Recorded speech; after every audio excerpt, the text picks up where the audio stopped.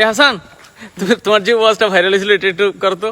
Current নাই viral. হ্যাঁ সারা রাত মোবাইল টিপে সকাল 9টা থেকে মোবাইলের মাঝে চার্জ নাই, মোবাইলের মাঝে চার্জ নাই। এবার মাইকিং চলে সকাল 8টা থেকে বিকাল 4টা পর্যন্ত কারেন্ট থাকবে না।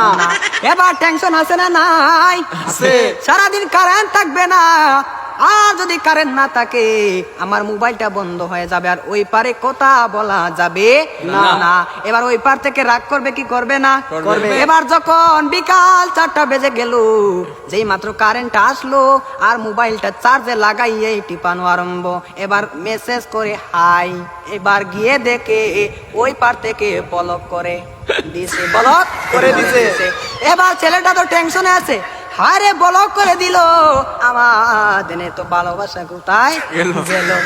এবার 2 দিন পরে ব্লকটা খুললো, 2 দিন পরে ব্লকটা খুললো। এই 2 দিনের মাঝে ছেলেটার আরেকটা হয়ে গেছে, আরেকটা হয়ে গেছে। এবার মেয়েটা বলে তোমার সাথে আমি পালিয়ে যাব, আমাদের বাড়িতে মানবে না, চলো আমরা পালিয়ে যাই। আমি রাগ করেছিলাম, আমার রাগ তুমি কেন ভাঙ্গাও না? আর ছেলেটা রাগ কি ভাঙ্গাবে?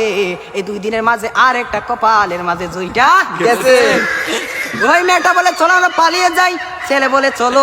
এবার ছেলেটা মনে মনে ভাবে তোমার একটা শিক্ষা দিতে হবে। এবার মেয়েটা সকালে স্টেশনের মাঝে গাড়ি গুটি লইয়া রেডি। এবার ছেলেটা তো আসে না, আর মেয়েটা বাড়িতে কি যাবে?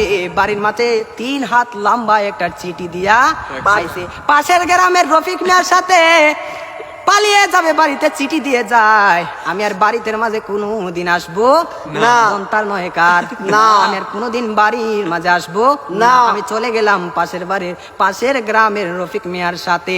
এবার রফিক মিয়া তো আর আসে না, না। এবার 1 ঘন্টা চলে যায়, 2 ঘন্টা চলে যায়, ছেলেটার মোবাইলে বন্ধ।